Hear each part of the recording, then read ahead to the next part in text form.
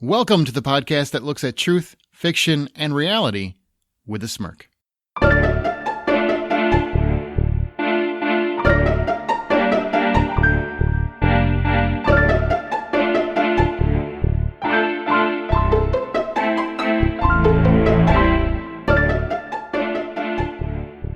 I'm Aaron Peterson. I'm Amanda Sink. And I'm Brian Williams. That's different. And welcome to Smirk. Each week, one of our hosts introduces an original story, which we then use as a springboard for a spirited and lighthearted discussion on whatever the moral or theme is. Yes, Zack cannot join us for the next couple episodes. He's got some personal stuff going on. Brian Williams, he formerly of the Hollywood Outsider podcast. What's up, buddy? Oh, man, just glad to fill in here and give this one a spin. It's been a while since I've stepped on board with this one. I mean, people that have never listened to you before just know he has a lot of Southern charm. He's very quick-witted. He should fit in fine with this podcast. And he didn't write a story, which makes me sad because I'm really concerned about what he would have done. Maybe with a little bit more heads up. Yeah. A little last minute. Maybe I can pin something next time around. Well, I'm glad you made it, man. I think this is going to be fun. This week, it is Amanda's story. Now, I got a heads up kind of on what the theme is going to be. I can't tell you until she reads her story, and I don't really know the details per se, what she's going to talk about and topic-wise and everything. But I have a rough idea, and I do know, Brian, because I've known you for many years, you are going to love what she has to talk about. Sweet. Looking forward to it. Amanda? Yes, sir. Are you excited that Brian's here, or are you sadder that Zach's not here? Where are we at with the whole... I mean, we assume because the last episode, Zack brought up incest, and we assume that's why he's not here now. He was arrested. He was arrested? I don't want to know if that's what his personal details are, if that's what's going on. I'm excited that Brian Williams is here. You guys will find that he does indeed have that Southern charm. Yes. And he's very, very funny and has the type of humor we like on Smirk.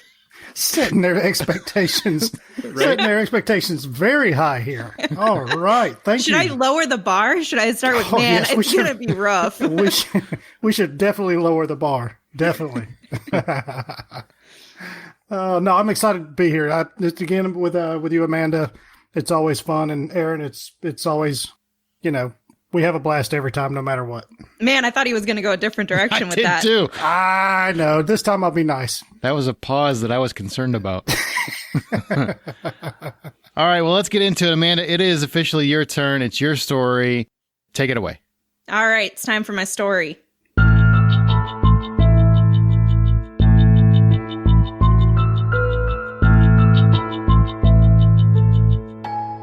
Timmy was a difficult kid.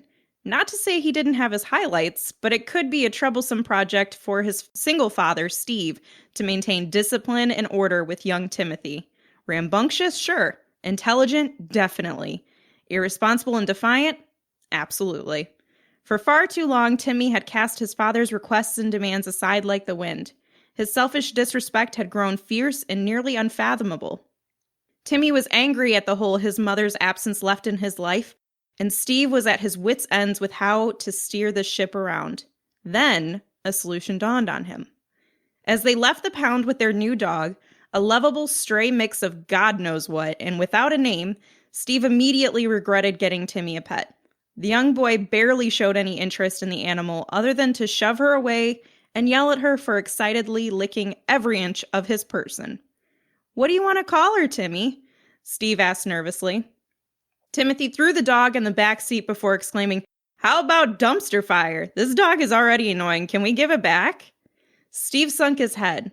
This attempt at teaching his son responsibility and giving him something to love was already a colossal failure. He looked back at the door to the pound, contemplating returning their new puppy, but what message would that send?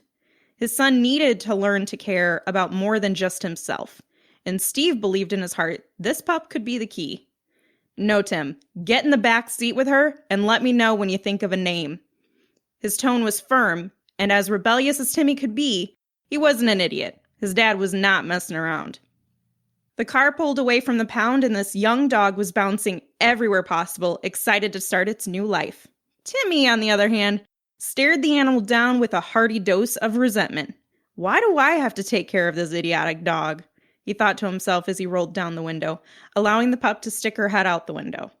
At 55 miles per hour with tongue at full wag, the pup was having the time of her life. New family, new car, new life. Timmy, on the other hand, just looked at her with disdain. With no provocation, the pup became even more excited, almost uncontrollable. Timmy yelled, "Stop it, you idiot! Simmer down!" But the dog became even more energetic. As Timmy went for the leash, it happened. At now 60 miles per hour, the animal leapt straight out the window. It was insanity, and Timmy completely missed grabbing the leash. The pup was all the way out the window with the leash out of range when reflexes kicked in. Timmy screamed for his dad to stop the car just as he simultaneously lunged forward. He had one and only one shot, and his hand, through sheer will or some holy miracle, caught the pup's rear paw just as she was almost completely out of the window and would face certain death.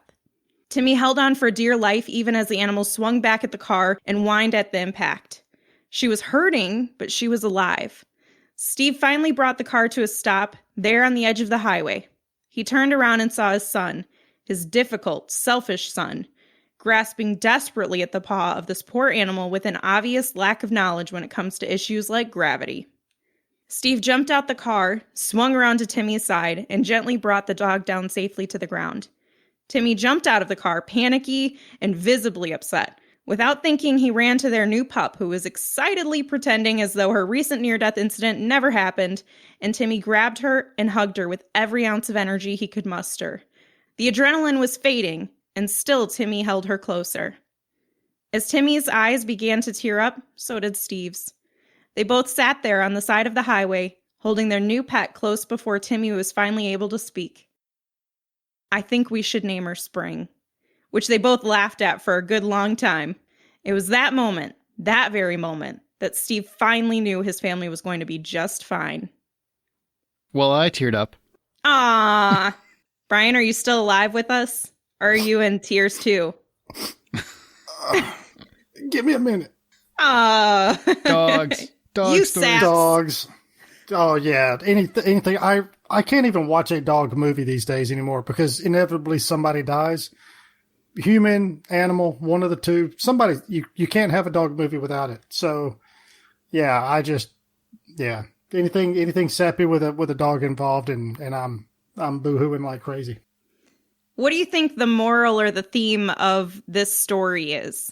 I guess I don't know, like don't know what you got till it's gone type of thing. Ah, that's interesting. Maybe not appreciating those people, or whether they be human or dog, or some other whatever family member of some sort. For that maybe not appreciating them until maybe they're not quite gone, but maybe the opportunity for them to be gone is near, and so maybe something along those lines. Or they jump out the window. I would. And friendship, family, those kinds of things come in all shapes, sizes, and colors. Yeah, I mean, both of those really speak to what the story is about. But the specific moral or theme that I wrote down is that dog is always man and woman's best friend. Aw. Definitely better than cats. I don't care about cats. Oh boy. Well, let's go into this. What's your relationship to animals? Brian, you kind of spoke a little bit about how you're definitely connected to them. Do you have any pets that mean the world to you? 2 corgis, Welsh corgis, Beautiful. which I've had for about 10 years now. Before they were cool. Now you see them all over Facebook and the internet and everything. And, That's true. And now they're all over the place. But I can't tell you, for so many years, people would stop and ask, hey, what kind of breed is this? You don't ever see these. Now, not so much. But yeah, I've always been a big animal fan, lover, whatever you want to call it, especially dogs, just because they're more accessible, but even wildlife, that kind of stuff as well. So yeah, I'm a big animal fan. Love them. I remember the first time I went to your house, you had a corgi, or you had 2 corgis, right? Mm-hmm. And I had never seen one before. That was the first time I had ever seen one. I'm like, what the hell is that? It's like a terrier didn't finish or something. I mean, I don't know where Cocker Spaniel almost got there. I don't know what's going on. It's a wolf. It's a spaniel. It's a what the hell is this thing? Because they're not. You look at them and you think they're small dogs, but they're not small. They're 30, 35 pounds. Yeah, it's just, they're hefty. They are, yeah. They're little chunky things. Are you kidding me? Your corgis weigh 30 or 35 pounds? But they're between 30, about 32, 34, I think is the other one. So, yeah. Mm-hmm. I have a blue nose pit bull that weighs 40 pounds. Yeah, but how old is that pit bull? She's 2. Okay. So, she's probably not growing too much more, but. No, she's a little small for her breed. But right. It's like all muscle for her. So she's actually even a little bit smaller. But that's just so funny to think about a corgi almost weighing the same as.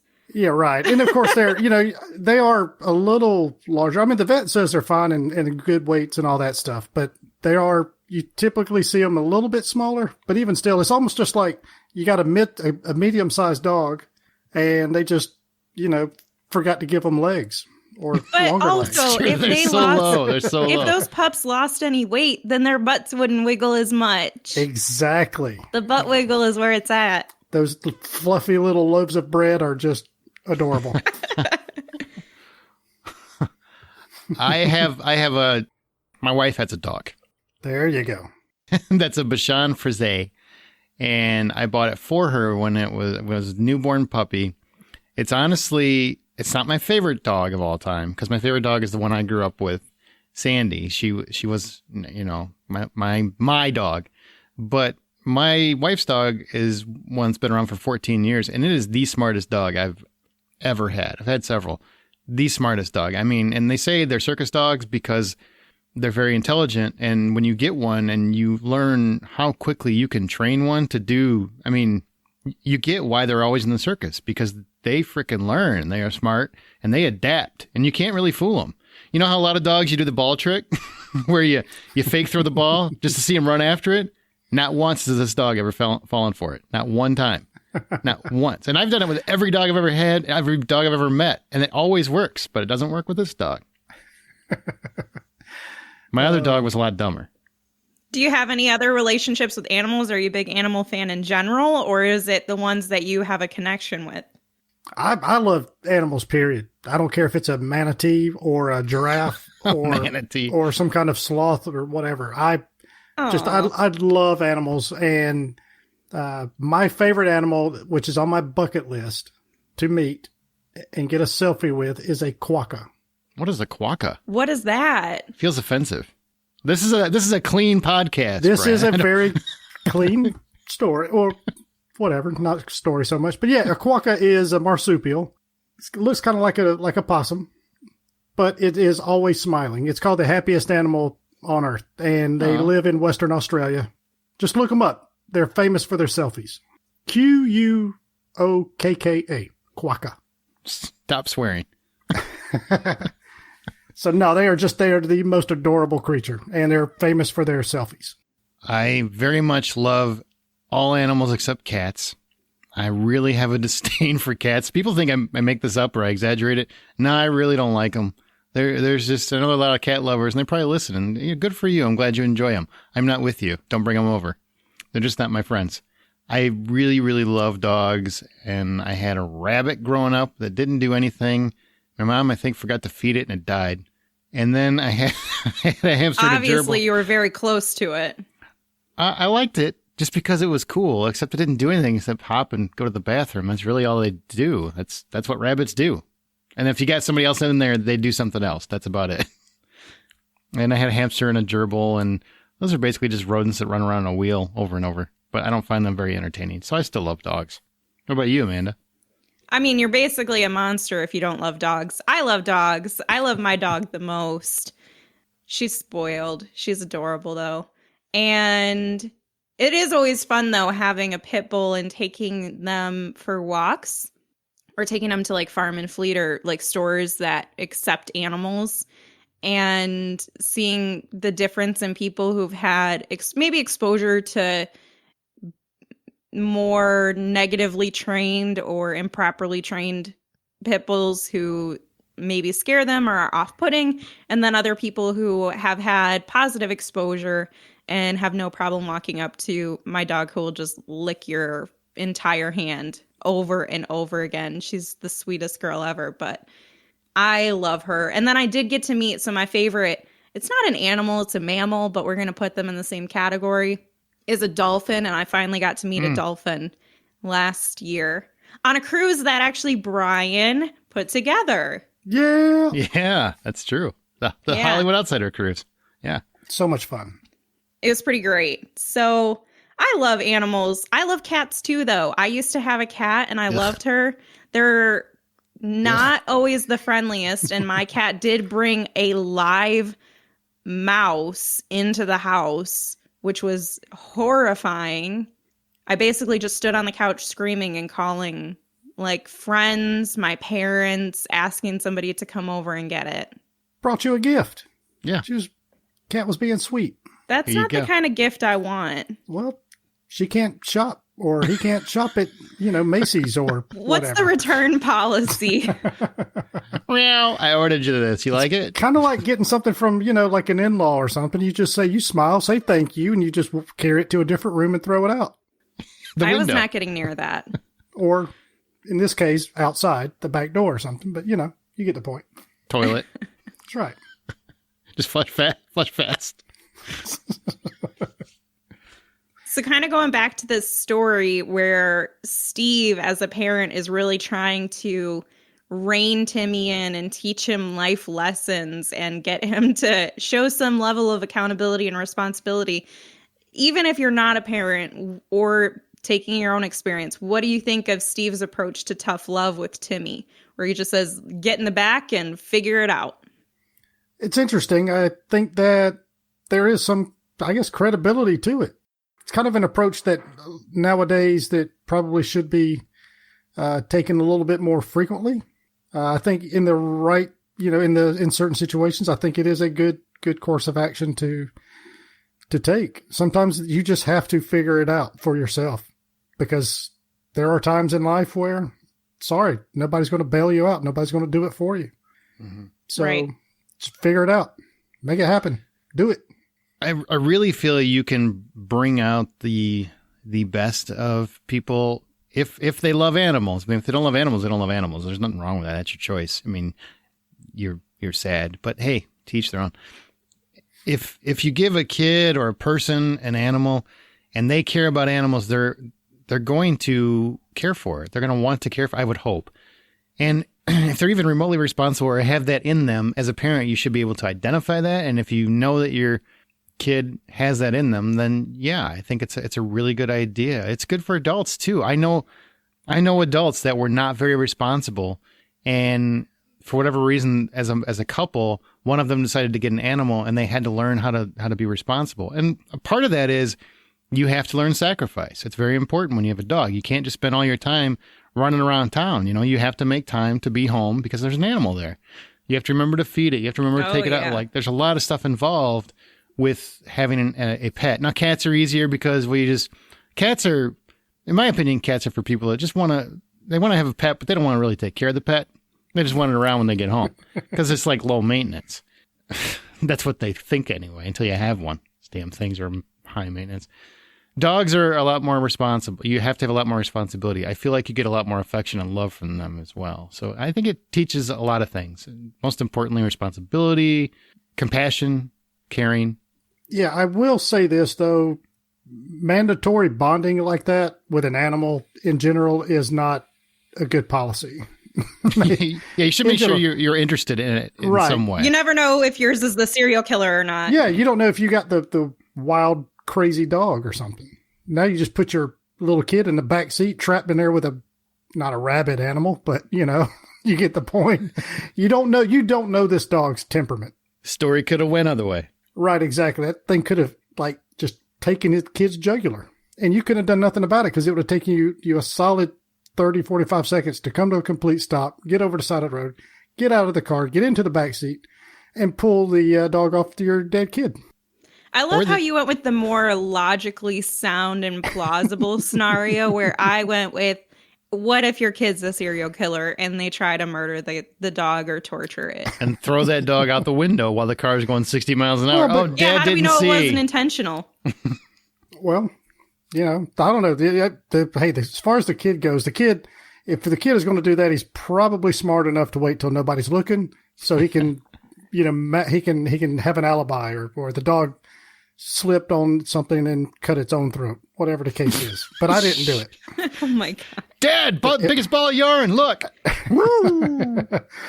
I don't know how he got hung up in that barbed wire fence. I didn't do it. He was wrapped 4 times. He was chasing, He was chasing something, a squirrel, whatever. Remember Macaulay Culkin in that? What is it? The Good Kid. Oh yeah. I don't know if he killed a dog. I don't remember if he killed a dog in that movie, but he probably should have if he didn't, because he was the worst. He was like one of the worst movie kids ever. That's true. So. He's not that great of an adult. Look at him. He scares me. Just kidding, Macaulay, if you listen. Yeah, I would have to agree with both of you. I think Aaron brought up some really good points about how Damn right I did. an animal can teach responsibility and it can teach compassion. Well, I don't know if you can fully teach compassion, but I think it can enhance or bring out compassion in those who have it. And I do also agree that you have to be very mindful of what environments you're putting your children in general and forcing them to engage in, because you don't know what's safe for them and what's not. And also, again, back to it, you don't know if you raised the serial killer or not. So watch out for that dog, because you don't know. Look at you with the participation trophies. I know, right? If you've had a dog for any length of time, Brian, you agree with me? If you've had one, you can tell pretty quickly for the most part. I mean, there's some instinctual things you can't get around. And I know you can look in their eye and they have facial expressions, and you can sense gratitude, you can sense warmth, understanding, that kind of stuff. And I agree with you. Definitely. And you can see when they're not exactly in a good mood as well. So oh yeah. You're like, I don't know if I want to touch this dog just yet.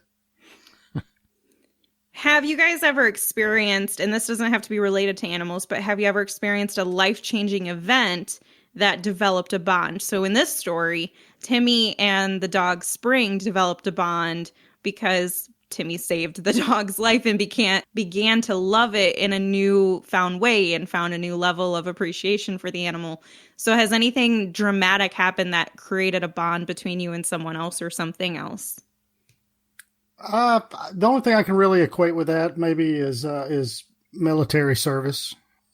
Just there were certain events, maybe not one specific event, but when you spend time with those people, and you do have singular events to where they're scary or exciting, and whether or not you even like that person, they're a shipmate or somebody from your platoon or whatever branch you're in, and you form these bonds and you have that connection for the rest of your life. And again, they may not have been your top 10 list of people, but no matter what, if you were to, see them or speak to them, it would be a pleasant exchange.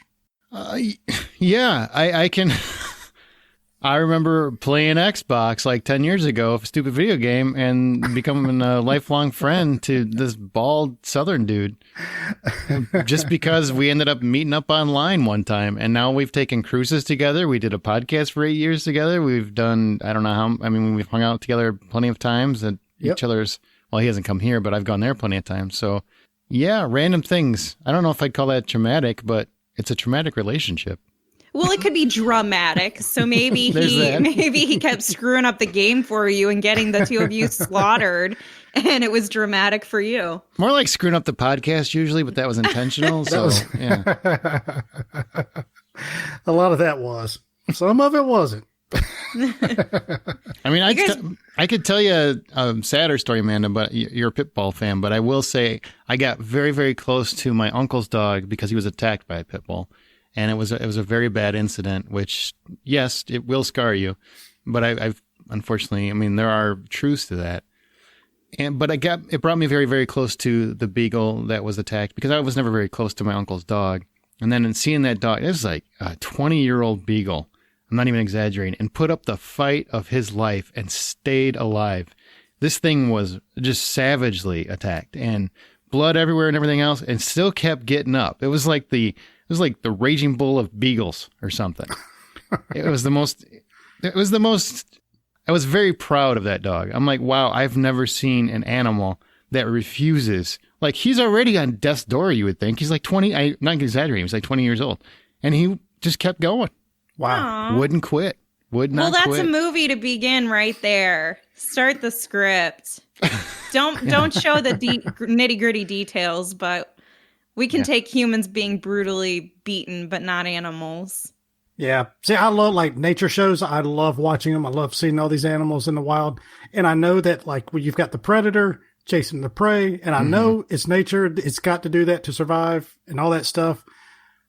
But I'm happy the prey gets away. Yep, me too. And then I feel sorry for the predator because now, that predator's family's starving for the next 3 days until they track down another antelope. It is a really sick, sad cycle. Mortifying experience. I was on a walk with my dog who apparently didn't even notice this. I did, but we were walking and we have like a school diagonal from our house. So we walk around the school. And there was, no joke, a mutilated, I think probably by a coyote or something, because we have coyotes here, mutilated and eaten up cat who was like still frozen in its terror, sitting on like the front doorsteps of the school by like the flagpole thing. It was horrible. And I walked over there and I felt so bad. And I know everyone's probably thinking that's Did you pet it? No, I did feel, I was like, this is very Pet Cemetery right now. He's sitting there in the corner, rocking back and forth. It's going to be okay. But yeah, back to Aaron's story too. Like it's really sad, but it's a good and a bad thing about pit bulls. They're so trainable. And so you can take that in a really good way, or you could take it in a really bad way. And unfortunately, a lot of people you can't train out instinct. That's the problem. You can't train out instinct. And that's where the instinct kicked in. That was totally an instinct issue. And unfortunately, pit bulls, and there's several breeds that are like this, can be very aggressive towards other animals in the right circumstances. And people, certain animals, they're great. I think they're great with people. You just have to be a little bit more cautious when around other animals. And if they go, there's nothing you can do. You can't stop a pit bull. Yeah. Until you've seen one attack, you have not seen anything like it. Rottweilers are about the same too. They're loving dogs. I'm just saying, like there's cases for it. Absolutely. Absolutely. So what do you think of this story? Was it truth or fiction? Wow. Jumping out the window is equally just too far out there, but also it's also out there enough to where it's almost believable, but I'm going to go with false. Okay. Not true. I'm going to go with true. Aaron only says that because this story is true, and it's a story that happened to Aaron that I thought might be an interesting story to share. Well, I kind of, I'm pretty familiar with it when it happens. Like, oh, I know that story. I've told that story. What the heck, guys? He was able to rig the election here, it's guys. Rigged. Yeah, it's rigged. Russians. God, Jesus.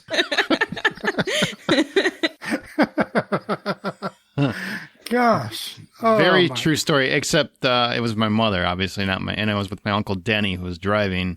And that dog, Sandy, was the dog I talked about earlier, not a smart dog. She literally jumped out the window and I caught her by the very, very bottom of her back paw. And I mean, it's the hardest thing because you grab her and you're like, oh, for a sec, you're like, oh my God, I got her. I can't believe I got her. And then for a second, you're like, now oh, what? I got her. Pull over. I got her. Because you didn't want, it's a weird thing because my Uncle Denny didn't want to swing over to the side of the road immediately because he was afraid if she landed right there. You know what I mean? Like he didn't know where she landed. He was scared about driving over her. And then when I had her, he's like, okay, I got to pull over. And all you hear was, I had the paw and I'm like, oh my God, I got her. And then you hear, boom. And I'm like, I think I just killed her. Oh my God. It was a terrifying experience, but that dog was fine 5 minutes later. Just acted like, hey, what's up? How you guys doing? What are you freaked out about? That is amazing. It happened one other time too. What? I swear, we had to never drive with the windows down with that dog because she would just jump. She was ready to go. Was she a very sad dog? She hated her life with us. I don't know what to tell you. Goodbye, She cruel world. sensed it from the beginning. Nope, these are not my people. I am out. Whatever happens, happens, but I am out.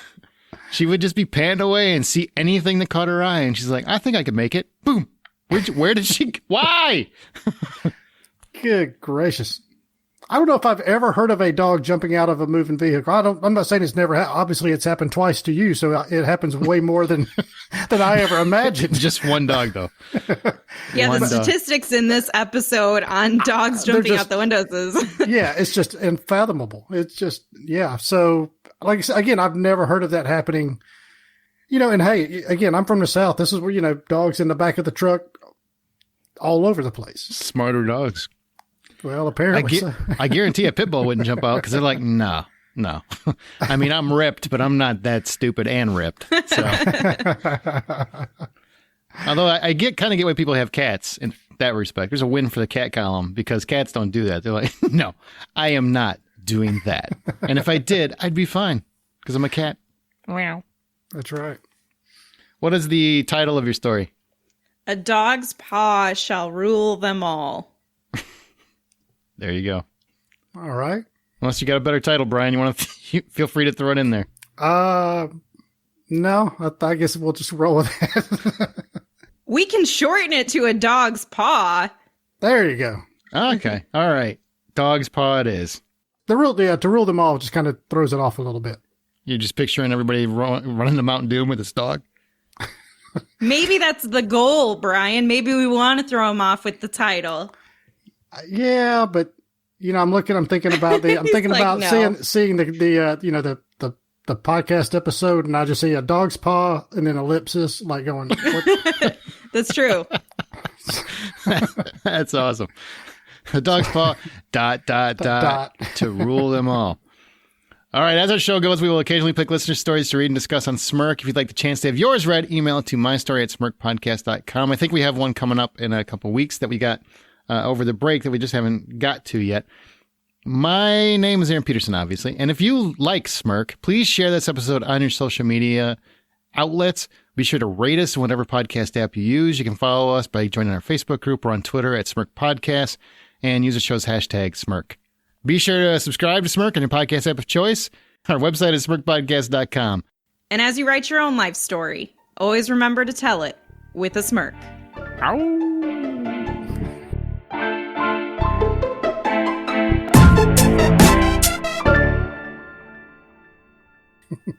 What do you think, Brian? You just smirked it up. Yep, that was fun. Can we do it again? I think we can do it one more time.